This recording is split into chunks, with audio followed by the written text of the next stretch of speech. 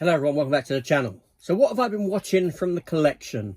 What films have I pulled off of the shelves behind me and round the corner and taken down and stuck on and watched? That's what we're going to take a look at today. So let's get into it.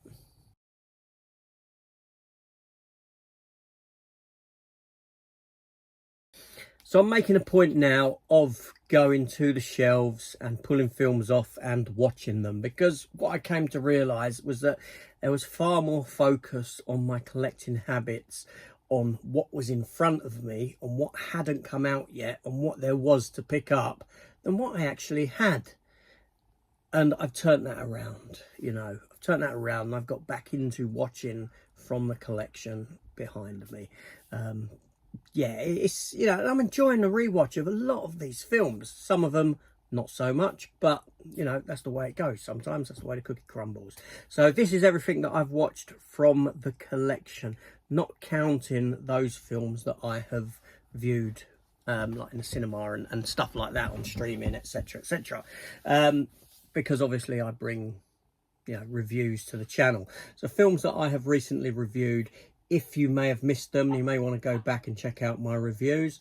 Life of Chuck, War of the Worlds, Naked Gun, a new one, Companion, Together, Pickup, Weapons, and the new Red Sonja film that isn't out yet.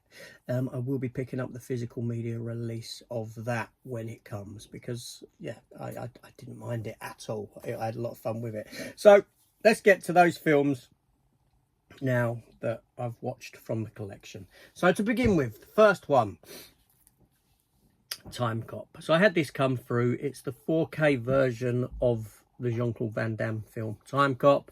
Time Cop is based upon a comic book that was released by Dark Horse Comics back in the day, and I'm talking about early 90s kind of era. Wasn't a big comic or anything like that, but it was adapted into this film here. There was a sequel, there was a TV series as well that had 13 episodes to it. Only 9 episodes were ever screened. The other episodes went unseen because it wasn't particularly good. So now Time Cop is probably up there as one of my favourite Jean-Claude Van Damme films, I will say. It's a decent movie, but it's not without fault, because it's always difficult when you're dealing with time travel in films to get it right, and this film, it's like they just don't think about it whatsoever. I don't understand the prospect of getting into this vehicle, that they get sped up and then they walk through time, and then they appear in whatever time period they appear in. Where's the car gone? Where's that car on rails? Where's that gone? That rocket sled thing? And how do they come back in that rocket sled thing? I just don't, seriously, I have to let that bit go. And then at the end of the film, I'm sure that it would have worked out better if, what's her name? Is it Mia Sara? Is that her name? Who's in it? She remembered that she'd been visited by the newer version of Jean-Claude Van Damme at the end, that she let that be known that she knew about him, and but she couldn't ever tell him because of the implications of the ripple effect and all that sort of a thing. Because anyway, but it's a fun film. I had a lot of enjoyment with it. It's it's a decent concept for a movie, and this is a lovely addition. If you want to know, this came from Germany. It's a digibook release, like so. Obviously it's all written in German, and is it numbered? It may not be. I thought it may have been numbered, but no, it doesn't seem to be. But anyway, it's a lovely addition. Look at that gold foil leaf. There is another one available that's the actual film poster of the movie. But there we go, Time Cop. That was an upgrade, because I did have the standard release of Time Cop. I sold it on eBay. So there we go. So next watch from the collection, oops, dropped it. It's Nicole Kidman in The Others. I hadn't seen this for some considerable time. I mean, I'm talking about when the film first came out. I always remember enjoying the film. I still enjoyed the film. It's, you know, it's very effective in what it does. Nicole Kidman gives a fantastic performance in this movie. I can't fault that. But it certainly doesn't hold the impact it once did when you're aware of that twist ending. You know, when you're aware of, I suppose that's the same with anything. But I remember back in the day it being quite effective. But watching it now, it's quite ineffective in the scares because you know. But it's always interesting to revisit films like that and watch it from the POV of you being aware of what's going on, so that you can, do you know what I mean? You can look for the clues and all this sort of a thing. So yeah, good film. You know, it's nicely made. It's like well acted. You know, a little girl in it is very good, I thought. Yeah, enjoyable movie. Next up, Clint Eastwood. Yeah, I went with a Clint Eastwood movie. In the Line of Fire with John Malkovich and Rene Russo. I like Clint Eastwood. Who doesn't? You know, and this is up there as a very good Clint Eastwood film. You know, Rene Russo is very good in the movie. I think she's got great chemistry with Clint Eastwood. They really bounce off of each other in this movie. Obviously, the film's about Secret Service agent who comes to realise that there's a new threat against the president, assassination threat, and he sort of gets detailed back into the president's protective service. He was there when JFK was assassinated, and you know, you got the sort of impact of that it's had on him. John Malkovich plays the fella who's the assassin. And yeah, it's a really good film. All, you know, well acted all throughout. Wolfgang Petersen, isn't it? Yeah, Wolfgang Petersen film, which is quite ironic because the next watch is a Wolfgang Petersen film as well. And that is Poseidon. Yeah, the remake of the Poseidon Adventure, starring Gene Hackman. The one where the cruise liner encounters a wave, a rogue wave that throws the ship upside down, and a small band of survivors, I say a small band, there's other people as well who end up getting killed. A small band of Poseidon, a small band of survivors break off on their own and try and make their own way to safety. It's not a very long film, it's about 100 minutes long, but it's a lot of fun. You know, I enjoy the first Poseidon Adventure. I think it's a great film. I think this is a very good remake, obviously not as good as that first Poseidon Adventure movie, but as remakes go, it's up there. You know, Kurt Russell, come on, it's Kurt Russell, how can you not? Okay, it's Kurt Russell. I love Kurt Russell. Josh Lucas is actually very good in this film as well. I'm not big on Josh Lucas as an actor, but I think he's very good in this movie. You know, the effects are there. The effects are good. Richard Dreyfuss is in it. And, yeah, it's got some good action set pieces. You know, I just imagined there's a little child in it, a little boy. And I could just only imagine the fun that he had making this movie with the sets that he was in and getting to climb up all these things and stuff like that. It's like kids' adventure playground come true kind of thing, in water as well. Yeah, a really enjoyable film.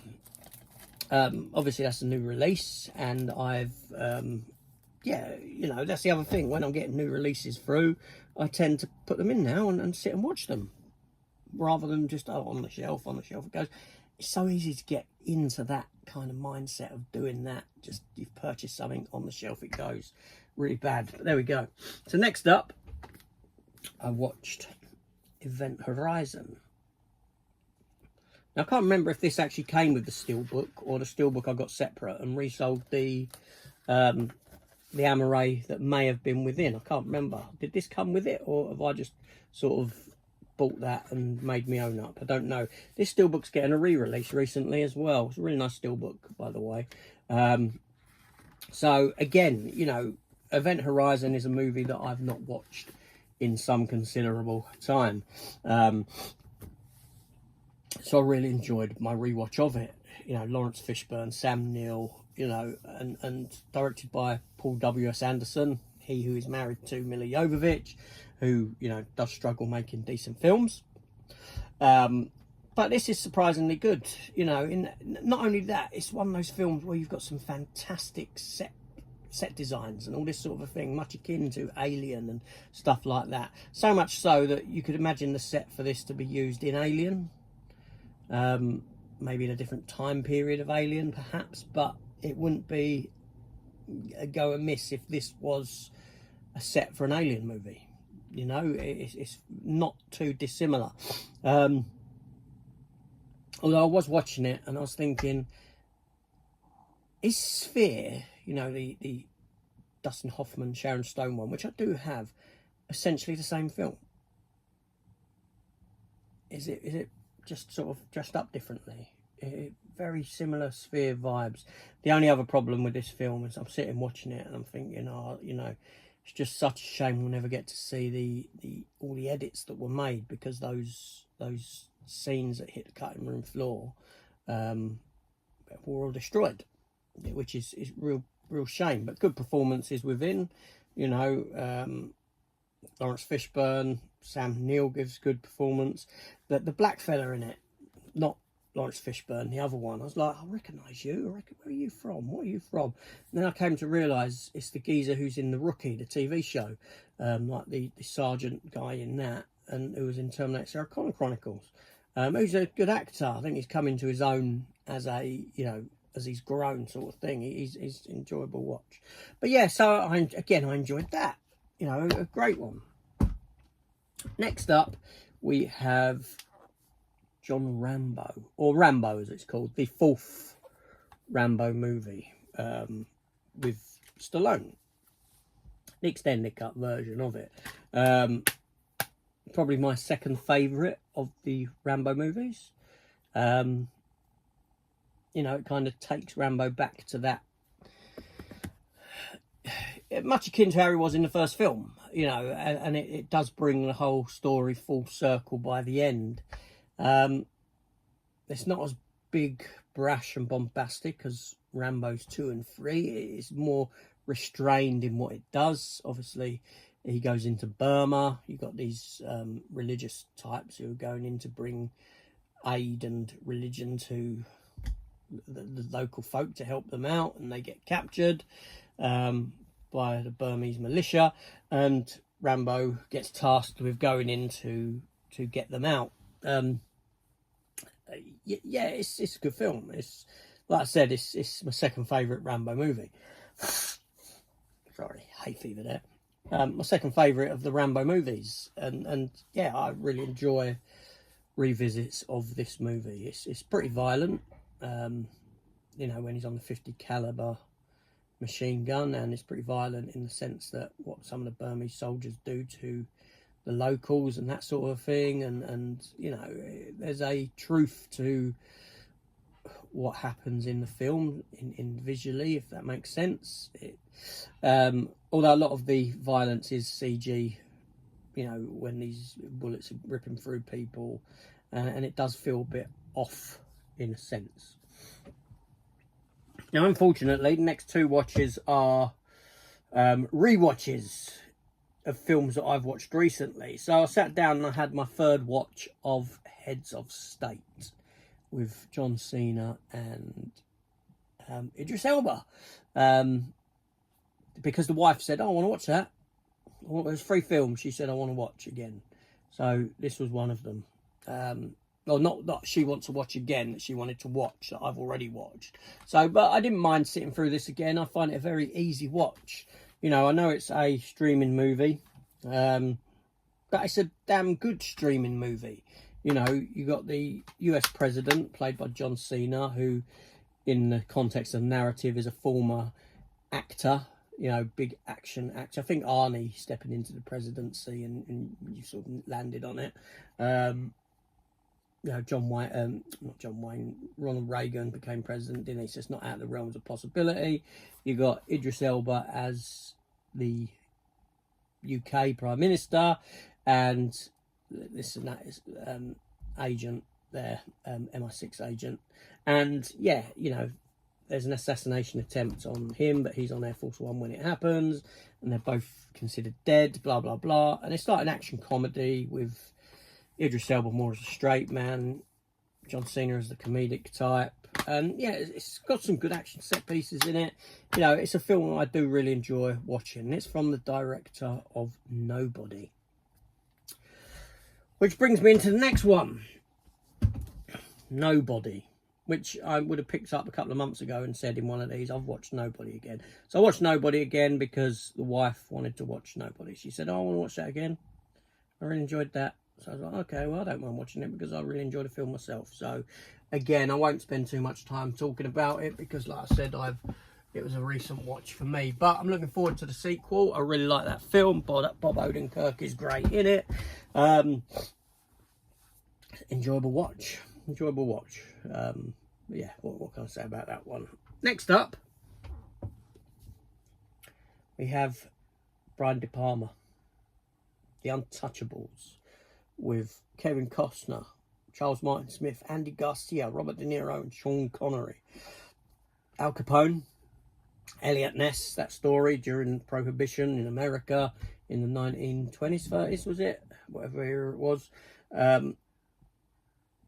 Yeah, I've got nothing but good things to say about this film. This film is a classic. It's so good. It really is so good. You know, Kevin Costner's great in it. Robert De Niro's great. Sean Connery's great. And the whole cast is great in this movie. And what the film does, you know, is provide some great tense scenes. It's great acting.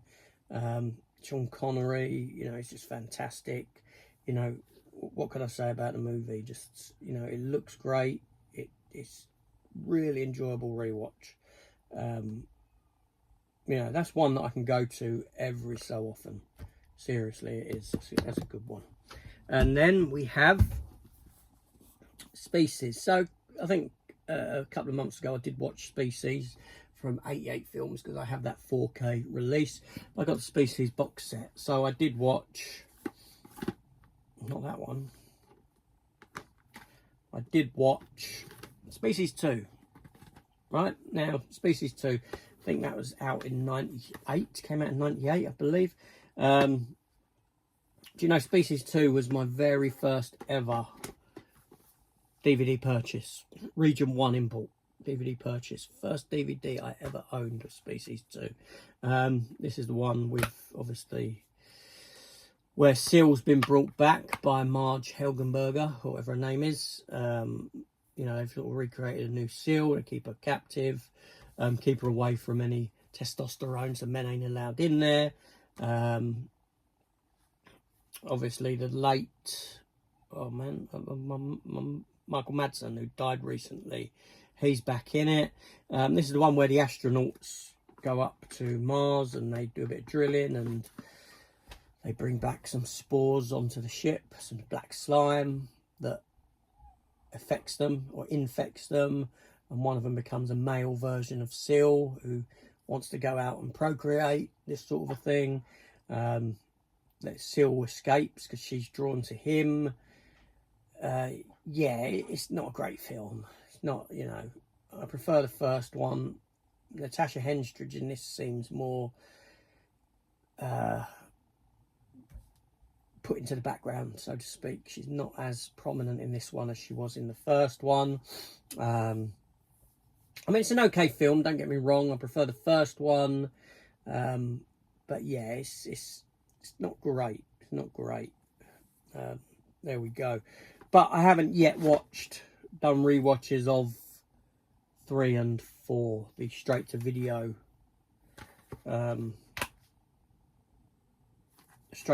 ones. I had no idea that there's actually a booklet in. I was just picking the third one out and I thought, that's very heavy. That's very heavy. There's actually a booklet in there with all writings on it. I had no idea that was even in this set. Or did I? And I'd forgotten. I don't know. But there we go. Oh,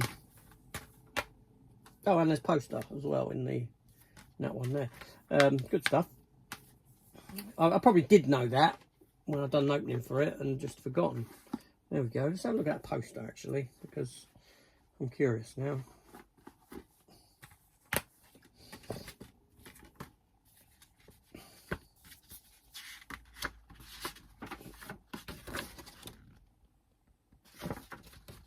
no idea. So anyway, yeah. So will I watch the straight to video ones? I probably will give them a watch just to have a laugh and see what they're like. I mean, I've seen them, don't get me wrong, back in the day, but I can't remember them that much. But there we go.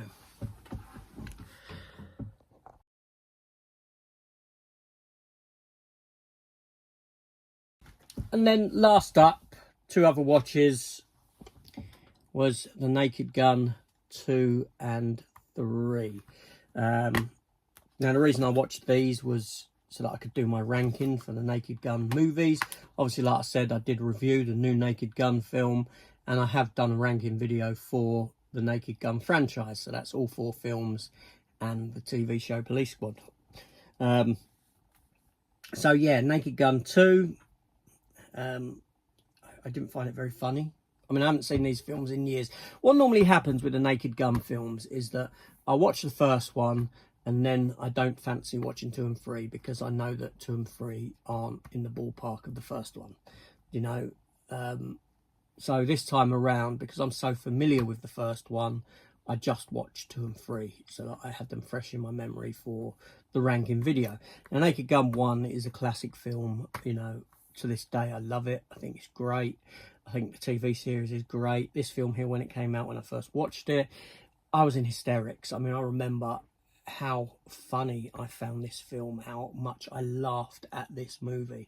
I was only young, obviously, and yeah, it hurt. The laughing hurt. I remember that. That's how much I was laughing. Naked Gun 2 and 3, they were cinema visits. But Naked Gun 2 now, it's got its moments, but I don't think it's as funny as that one there is. You know, it's just sort of thing. And yeah, and Naked Gun 3, I'll be honest, I fell asleep during it. Ironically, the reason I watched Untouchables was because of this film here, because of the when they mocked the train station scene with the stairs and the babies in the buggies. Yeah, I think that's a great. Yeah, they've done a great job of you know, spoofing that. And that's the problem with this film here that I found, because even though these 2 here are spoofs, they are spoof movies, but they spoof a genre of film, whereas this film starts getting into the territory of spoofing a direct spoof with spoof scenes from other movies, which isn't something that was done here. Same with Airplane. Airplane spoofed those sort of airport disaster movies that you had in the 70s, you know, but this here spoofs different films. There's the love-making scene where they spoof Ghost and the pottery. So it started to take a different route with this one. Leslie Nielsen was less the straight man in this one, and was more of the, he started being silly, so to speak, you know. Silly moments were done with him rather than him being straight in moments. So that didn't really work for me either. These are 2 films that I do feel that I would never watch again, to be honest with you. And I did rank the new Naked Gun film higher than these 2 in my ranking. That being said, I think that the new Naked Gun film sits squarely with these movies that I wouldn't watch again. I'll give it one more watch when it comes out, but it's not on my list of stuff to buy. You know, I can't get rid of these 2 films because they're all stuck on one disc in this German release here. So yeah, I'm sort of stuck with them in that sense. Unless I ever upgraded the first one. If I did upgrade the first one to the Steelbook to 4K, not that it needs a 4K. I mean, I know there is a 4K. I don't need it in 4K. Then I'd get rid of this release here. But that's only if the Steelbook came down to a low price. Anyway. Yeah, I just don't think they're as good as what they once were. You know, I think moving forward, I'll stick with the Police Squad TV show and the first film. And like I said just now, whenever I watch that first film, I never feel a need to watch these because I know that it's nowhere near as good as that first one. All I need is that first one in the TV show. But there we go. So there's that as well. And then the other film which isn't from the physical media collection. I didn't say that I watched when I said it was a rewatch of Jurassic World Rebirth. The wife wanted to watch it. She had seen it before. She wanted to watch it again. I turned it off halfway through because we went to bed because we'd started it quite late and never went back to watch the end of it. I said to her the next day, I goes, I can't continue rewatching. I can't watch the rest of that film. I said, it's so dumb. It's so dumb. I just cannot put it back on and watch it. So we never went back to that one. But there we go. So there's all the films that I've been watching from the collection. And a couple of other bits. There are TV shows as well. You know, new series of Dexter I think is very good. You know, I think that's Dexter sort of come home. There is some lousy writing in it, don't get me wrong. There's some real lousy writing. You know, there's stupid things like the police officer woman when Harrison says to her, you know, have you got he said to her, oh no, I was out for the night, I went to this bar and I met this woman and that's my, you know, that's where I was. And she's going to him, well, have you got information for the woman that you met? Because he's lying. Have you got information for the woman that you've met so we can contact her and for your alibi? And he's going, no, it was a one-night stand. Why wouldn't you go to the bar and check CCTV? Or go and see if that bar's got CCTV or anything like that? What bar did you go to? Where did you meet her? Let's see if we can see you on CCTV anywhere. Why weren't that question asked? And then when she finds out who Harrison is, you know, why wouldn't she do a background check of because the other copper says, oh, there's no way that he cleaned that up because he's too young, blah, blah, blah. He cleaned the crime scene. Why wouldn't they do background checks on him and who his parents were and find out that his parent was Dexter, who was a former Miami blood splatter specialist who would know how to clean crime scenes, etc. You know, stupid stuff like that. When Dexter sets up Christina Ritter's character by dropping the watch into, if you've watched it, you know what I mean, into the little pot of her trinkets, what she's kept from her victims. Surely they would fingerprint all that stuff anyway. They wouldn't just take it for granted. They would fingerprint it and make sure her fingerprints are on everything. And this watch wouldn't have her fingerprints on it. And silly things like that in the writing. But it's really good. It's a return to form for Dexter for the most part. I'm enjoying it. Yeah, and Star Trek Strange New Worlds is the other one that I'm watching, which I do enjoy, again, for the most part. Has its moments of, you know, why you're doing this. But there we go. And that's everything. So thanks for watching, everyone. And I'll see you on that next one. Take care all and goodbye.